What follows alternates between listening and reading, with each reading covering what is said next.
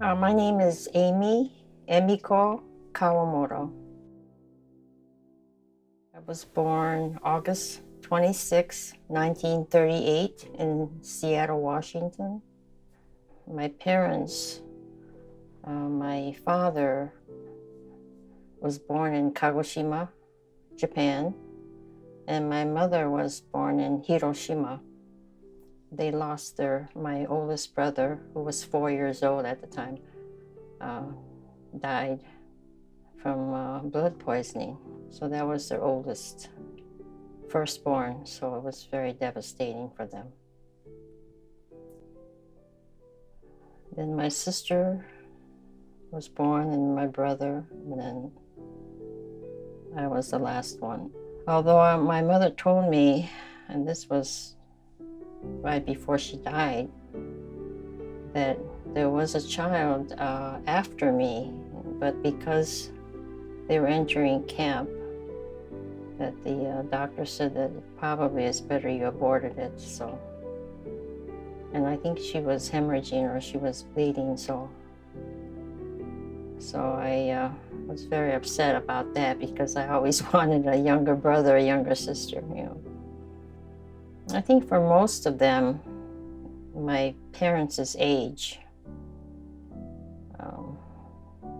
they were very ashamed of being in camp.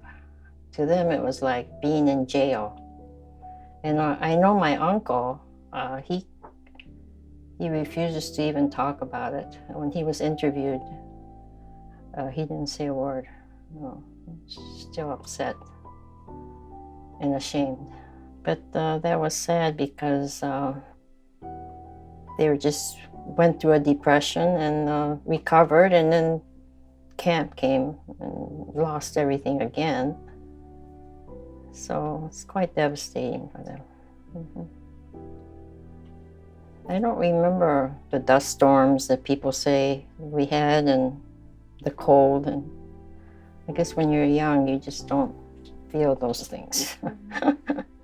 And when I think about my mother, she was only in her 30s with 3 small children. And I think the hard thing was that they didn't know when they were going to be out at that time. When we look back, it wasn't that long of a time, maybe 2.5 years, 3 years. But at that time, they didn't know when. Would you happen to remember your block number or your 36. Oh, I'll remember that for the rest of my life. Yeah, 36-7C. 36 is the block, 7 is the barrack, and C is the number on the barrack. You know, A, B, C.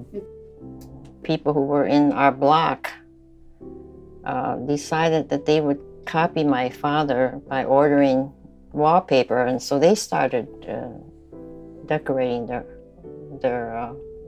I don't know what to call it. It's not exactly an apartment, but it was a room, and my father and mother had wallpapered the whole thing.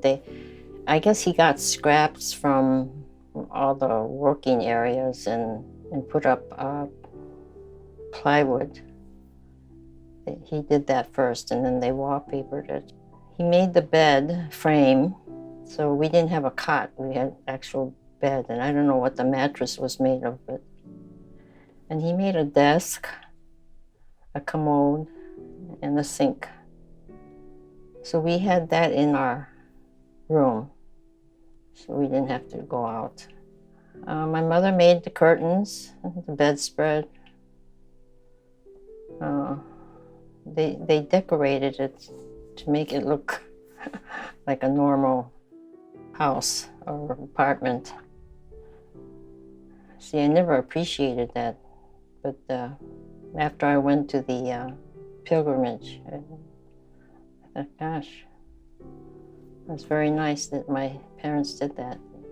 They gave my mother one photograph that they took. The reason how I found out that there were other photographs was my niece went to the Smithsonian and she looked at the picture and she recalled a picture similar to that, and said, she called me and says, "Auntie, your picture is in the Smithsonian." And I asked my mother, "Where did you get the wallpaper?" And she said she ordered it from Sears catalog. But I says, "Well, God, here you were in camp and you were able to do all this?" Because, there was no credit cards or anything like that.